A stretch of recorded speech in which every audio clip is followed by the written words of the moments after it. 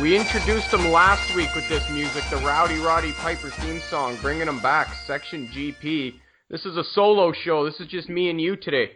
Oh, well, we're going to have to compensate a little extra craziness. I think so. Don't you find a little eerie that we used Rowdy Roddy Piper's theme song and then a couple of days later he died? I do find that a little eerie.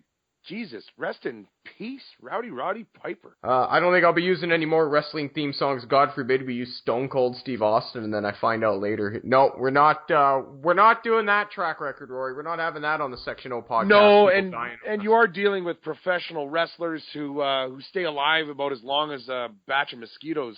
Yeah, you know what? People don't understand how much wrestling takes a toll on your body. Yeah, we get it. Oh, it's fake. Why do you guys watch that shit? It's fake. Yeah, well, guess what? So is The Bachelor.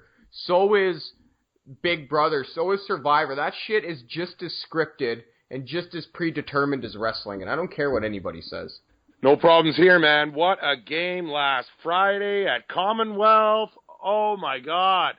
This defense has only given up 63 points all season. This is one of the better defenses I've seen on any CFL club in quite a while, including the Calgary defense of last year.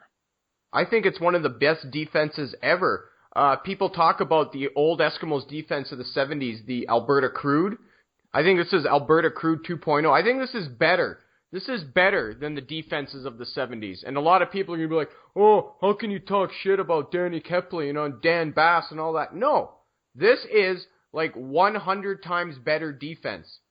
The record is 302 points. The 1989 Eskimos. Points allowed, 302. Right now, the Eskimos are on pace for 277. Correct. Holy shit, that is unfathomable. Not to be Debbie Downer, but we have a lot of work to do, and we still have a little red and white team that we have to face and a black and orange team that we have to face. But we are on the right track to being the best defense ever. There's no doubt about it. I have all the confidence in the world. We're going to get the job done. So excited to see how we match up with some of the other teams as this season goes on, including our big game here in Vancouver. Yeah, and just before we break down the BC Lions game, I just wanted to point out to a thing that you said earlier, that we got to play Calgary and whatnot. A lot of people are kind of writing off the Eskimos as having an easy schedule to begin the season, but I don't agree with that because we beat Ottawa twice, and Ottawa is 3-0 against teams not named the Eskimos. Like, what else does this team need to do for you people to get sold on this? Oh, you haven't played Calgary yet. Calgary's not the same team as last year. Cornish is out.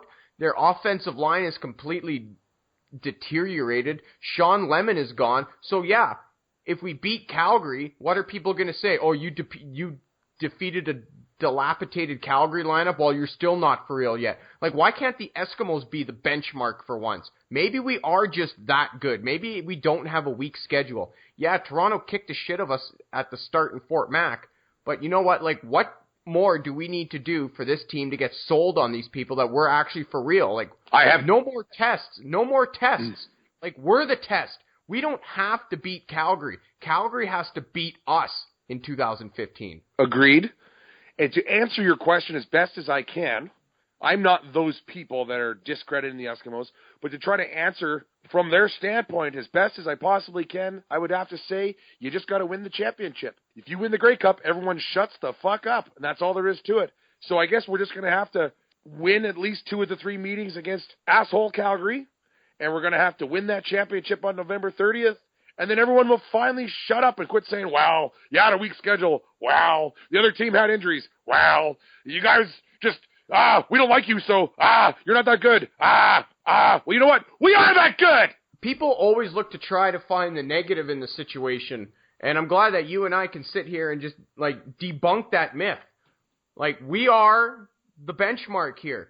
Nobody has scored a touchdown on us at home since September 12th, the fourth quarter against Montreal. Yeah, okay, you can count the Western semifinal touchdown the Riders had on us right before halftime, but Dexter McCoy was out playing corner and he looked a little lost, and he slipped on the ice, so fuck you, Rob Bagg, for getting that touchdown on us. But yeah, that's 5 regular season home games now without a touchdown scored against the Eskimos offensively. It's a beautiful thing because for so many decades, Commonwealth Stadium was a feared stadium for teams to visit, And for a few years, it wasn't quite so feared, obviously. I mean, we had some poor records or some mediocre records in the last 8-9 years. And so we kind of lost touch with that mentality a little bit. But is that mentality ever back with a vengeance? It is not a fun place to come visit, and that includes every one of the 8 teams. So kudos to that. Oh, how could I'd be remiss if I didn't mention, way to go, everybody in green and gold cheering on the Esks at Commonwealth last Friday. Yes, 37,000. Yeah, and yes, there's lots of Rider fans in there, and that's nothing wrong with that. But boy, did they ever seem loud? Watching it through TSN. Al Stafford didn't even need to say anything. Everyone was making lots of noise when the Riders were on offense, and the crowd audio explosion when we scored was just excellent. You could actually see a lot of passion about a lot of people out there. So way to go. It looks like we're on the uprise. We're making noise. We're having fun, most importantly. So way to go, everybody. Way to go, Empire. Yeah, and you know what? Because the Rider fans for the longest time, they've got this myth out there that, oh, we're going to fill your building. There's going to be more of us than there is of you. No, there was not. There were more Eskimo fans at Commonwealth than there were Rider fans. So, you know what? Let's put that theory to bed. Oh, Rider fans, you guys can't sell out your building unless you play us. We're the one that gives you all the money. There's going to be 50,000 people. I'm a Rider fan. No, there were, I'd say, 35,000 Eskimo fans and maybe 2,000 of the closeted Rider fans that came over here in the 80s and early 90s when your economy was in the shitter. So don't give me any of that garbage. Oh, you guys can only fill it up when there's Rider fans. Also, don't give me that garbage that, oh, you guys got 20,000 seats unsold. You guys are shitty fan base. What the fuck? Riders, why don't you worry about selling out your own barn at 32,000, which you can't do? 26,000 against, what game was it? Anyway, they had 26,000 and it rained. Somebody got hurt. Anyway, they got 26,000. They shit on us for having a, quote, half-empty stadium. Yeah, why don't you look at it per cap? We lead the league in attendance, you idiots. Half-empty stadium. Commonwealth. 37,000 giving us shit for a half-empty stadium, and then you guys can barely get over 26. I don't know. Where's all the Pilsner and the Gopher? Where's all the Pilsner and the Gopher turds at? Yeah, that's a tired argument for that. Like, that's their only argument that they can do. Oh, you guys got 15, 20,000 seats not sold.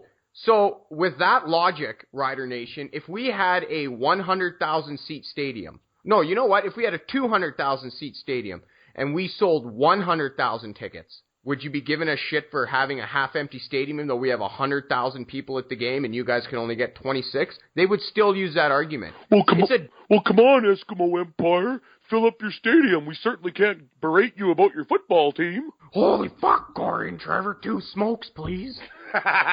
So, before we get to this BC Lions game again here, I just keep delaying it now. You were at Loud as Hell Festival in Drumheller. Sure was. Tell me about that. What's that? Tell me about that. I would love to tell you about that. If anybody that's listening happens to like heavier music, this is the go-to event in Alberta. Now, there's lots of great events in Western Canada, but this particular one is very near and dear to me. I know the promoters very well, close personal friends. And all I can say is check out www.loudashell.com when we find out in the next few months the date announcement for 2016. Prices are not determined for 2016, but for 2015, in advance, tickets were $100. You get included on-site camping, included complimentary pancake breakfast the Saturday and the Sunday, and you get 31 bands over 3 days. It is admittingly a river of booze and a lot of fun debauchery, but the atmosphere and the positive energy is paramount. It's peaceful. It's hilarious. If you like heavier music, this is right up your alley. It's a great mixture of different kinds of heavy metal. And like I said, just great people and a great time. I am a part of the event. I volunteer for the event doing various things. And I also, when I'm not in the midst of volunteer work, I get to also enjoy the music as well. I can't. You sent me a text that you slept 4 hours over 3 days. That's true. That's true. What? I went through 9 5-hour energy drinks and about 7 or 8 large coffees to get through all those situations. I was on the team that made the pancake breakfast that started early in the morning. So after staying up all night around various bonfires and doing that kind of thing, I just had a quick nap and then ingest a horribly nightmarishly frightening amount of caffeine, and off I go. So your gastrointestinal system is now wreaking havoc on you right now. That's correct. I got more sleep last night in one night than I have in months. I'll tell you something. I could never do that because I have a medical condition. I'm a celiac, so there's no way I could be able to sleep for 4 hours stretched over the course of 3 different days without, like, having to go visit my toilet every fucking 3 minutes after I come back from this event, because that just wreaks havoc on my bowel system. Yeah. It would just not be good. I would have to call, like, the next day off at work. Even at Grey Cup, like, anything that throws me off my routine, it's like, you're screwed for a day, but whatever. That's neither here nor there at this point. That was on the same weekend as Big Valley Jamboree. Are you a big country music fan? I'm not a big country music fan. I am a fan of great festivals, though, and I'm told that that's a great festival. However, word of mouth and testimonials from a bunch of people and whatnot indicate your security and your safety is a lot worse off at a festival like that. Albeit, Big Valley Jamboree is a way bigger and way more long-standing event than this one. But just the overall mentality and atmosphere reeks of a lot more, unfortunately, and it's just kind of a fact, reeks of a lot more crime and wrongdoing and theft and things like that, where we had almost virtually absolutely none of that at something like this. Get out of here. Metal fans are nice, law-abiding, peaceful, respectable people? Well, you tell me. I mean, we've had 4 years of this festival, and we had one incident where a guy had too much to drink and needed to go get his stomach pumped. A few incidences of telling people to smoke their cigarettes in the right area. And we had a few incidents of having to pour someone's drink out because they accidentally brought it out to the parking lot with them. That's the extent of our big problems. You're kidding me. I'm not kidding you whatsoever. Actually, you know what? I shouldn't say that. I went to one death metal concert a couple of years ago. Actually, I'd seen you there just by chance. Megadeth and Motorhead were playing, and I went with my buddy Rob. We're in the middle of the, I guess you could say, dance floor, if it is a dance floor for metalheads, like the Carnage floor. Yep. So I'm standing there, and Megadeth's about to hit the stage, and the first drum of the guitar, fucking boom, everybody starts mosh pitting together, and everybody's getting thrown. Anyway, the one thing I noticed, somebody falls down in the mosh pit. Everybody stopped what they were doing, helping the guy up and get him all, dust him off, settle, then back to moshing. So for a really, like, violent form of metal and violent form of, you could say, atmosphere, it really, you know what, it actually kind of is friendly. For as much as I criticize and make fun of the people, it really is a friendly atmosphere. Nobody was intentionally hurting nobody in a mosh pit. Nobody was throwing elbows. And of course, you always get that one douchebag, but they're taken care of pretty quickly. Yep. Yeah, you're right about that. And for the record, the half or more than half of the bands at a festival like this one that we're talking about, Loud as Hell, make the heaviness of bands such as Motorhead and Megadeth look like nuns singing on Sunday at 9 a.m. Is that right? Yeah, this music's way heavier. Well, maybe we can blare some of that in the Eskimos airplane and the bus leading down to get these boys fired up for this fucking game. We got to carry this momentum from the Riders into BC. Yeah. Andrew Harris is the Eskimo killer, as much as we don't like to say it. He seems to be running the ball down the Eskimos' throat at BC Place every time we play him. What's going on for this game, Roy? Wow, this is going to be a good game. I know there's the overconfidence is starting to creep in. I mean, look at last week. We were pretty much had that game in the bag, we thought, and even I started retracting a little bit. And then, of course, our team went and backed that up by shellacking the Riders. Now it feels like we're invincible. We're going into Vancouver. We're playing so well. Offense is playing well. Everything within the offense is playing well. Defense is playing well. Everything within the defense is playing well. Special teams is playing well. Everything within the special teams is playing well. The coaching staff seems to be doing a great job. It seems like we can't lose. This is the very utmost vulnerable moment of this football team to date. We're playing a Lions team that's coming off of an abysmal performance in the Peg last week. The Lions, we all know, are better than that performance. We've seen that team explode for, I believe it was 17 points in 85 seconds in week 3 or whatever it was. We know they're explosive. We know they're talented. And we know that Lions front seven is pretty fucking good. This is going to be a hell of a ball game. I'm so excited and a little bit nervous too because, this is two Western rivals that don't like each other, hitting each other in the mouth for 3 hours. I'm not sure how this is going to end, but as long as our team wants it more and executes and plays Eskimo football, we're going to get this fucking W. Yeah, we're in first place right now. It's ours to lose. Yep. We can't really lose to BC. I don't want to lose to BC because I hate BC.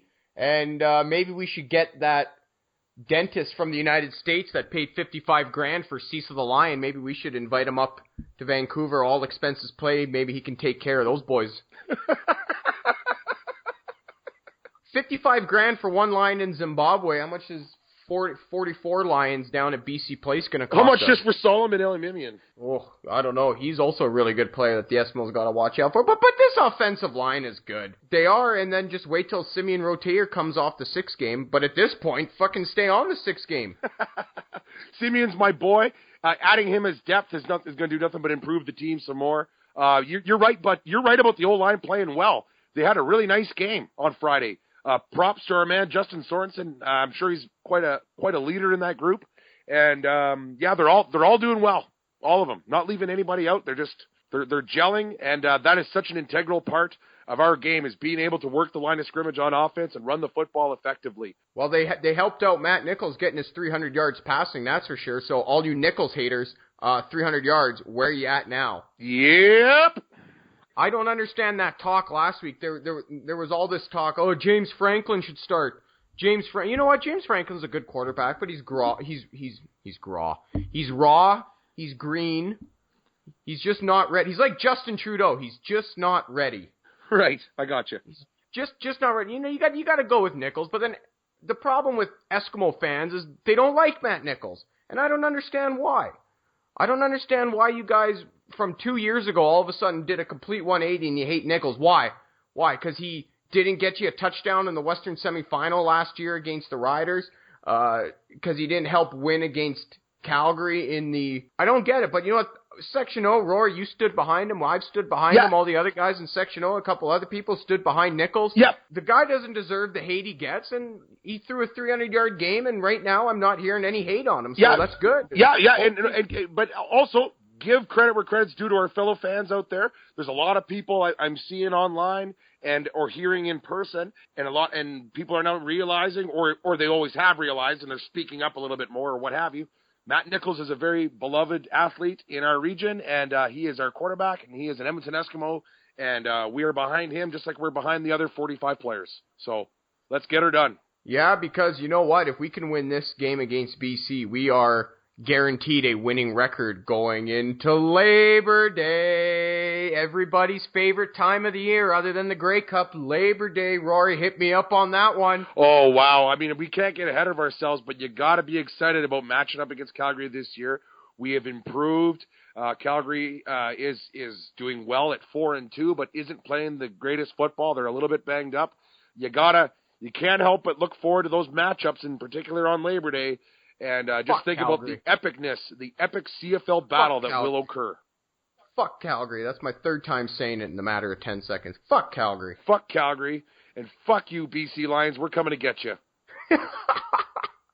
I think that's the first, actual angry F-bomb that you've dropped this entire pod. In all 11 episodes of this, I think it's the first angry F-bomb you've dropped. I've tried to retract all this angry screaming and yelling and tried to make positive screaming and yelling because I frighten children. Well, now once children find out you go to Loud as Hell Music Festival and you just drop the fuck you BC Lions, we might get kicked off the internet this podcast. What's worse yet is I'm going to be sending all of this to a BC Lion fan I know, too. He's going to fucking take a plane over here and probably slap me in the head. Well, for the people that don't listen to this podcast, you probably should listen to this podcast. I don't even know why you don't, but you should. And if you don't, I really don't care because we're doing it for our own enjoyment at the end of the day. We swear on this podcast, Rory. Yeah, we fucking swear. Yeah, just like we swear in real life, because we're real people. Yep. Oh, gosh darn it. Those British Columbians and their lions, they stink. Those jerks. I hope we kick their butt, fuckers. Oh boy, BC Lions with all your tree-hugging hippies and... You're not putting that on. Yeah? Have you been to BC? I've been to BC, dude. All it is dope smokers and hippies. That's all it is. Last year at the Grey Cup, we were outside a pizza shop by the Landis there where we were staying, and some guy comes up to me. I'm wearing my Eskimo gear. I was getting something to eat. I can't remember where he was going. He's like, hey, what's going on? What do you mean what's going on? Like, we're at the Grey Cup. He's like, oh, well, there's a rally just over here by the seawall about protecting, I don't know what conservation effort that they wanted to do. But I was like, yeah, no thanks. I will hug your tree another day. BC, if you want to counter this point, drop a comment in the comment section below this video. I'll get you on my podcast. But you know what? Greenpeace has got their headquarters out there, I think, and save the whales and save Cecil the Lion. And it's going to be save Andrew Harris from getting his frickin' head smashed into the turf by the Eskimo defense 200 million times after Thursday night. Yeah, hopefully the boys come through on this. The watch party's tonight at the River Cree, Tap 25. Game starts at 8 o'clock. Get there early. Oh, God, that would be awesome. Don't blow all your money in the casino, because you got to save your money for liquor at Tap 25. And the cheerleaders are going to be there. My boy Scott Hackman hosting the party. Rory, you gotta come down to this thing sooner or later. I promise you I will. Well, that brings our time to an end. I do have a special announcement that I'd like to announce. As we talked about earlier, Labor Day, Section O has a fan bus going down on Labor Day, Roy. This is magnificent. Yes, it is a 100% fully alcohol licensed bus. Departs Edmonton, Commonwealth Stadium, Gate 2 at 9:30 in the morning, Monday, September 7th. Pit stop in Red Deer for some food. Hits up Calgary, McMahon Stadium, 1:45. Game time 2:30. Kick the shit out of the Stampeders. Jump back on the bus. Crack another drink and right back up into Edmonton. Bus tickets are $40. Also, if you want a ticket and bus combo, the Eskimos have released a block of tickets for people wanting on this bus. It's $43 tickets. Sitting in Section B, which is right above the visitors tunnel. So when we do kick the shit out of Calgary, you can go down there, high five Matt Nichols, high five Shakir Bell, high five Nate Kuhorn, all the other guys down there, jump back on the bus. So total, if you want a ticket and bus, $80 Trey, Rory. If you want bus only, $40. That's a great value. Hope everybody heard that and hope everybody takes advantage, as many people as possible. I will put the link in the info box below, and if not, you can email LDCfanbus, all one word, LDC, Labor Day Classic, LDCfanbus at hotmail.com. Rory, hit me out of this podcast. Edmonton Eskimo fans, let's make some noise. It's a road game in Vancouver. We're going to whip the Lions' ass. Let's hear it for your Eskimo defense. Go, Esks, go! Go, Esks, go! Go, Esks, go! Lule, your carrot top is gonna get destroyed!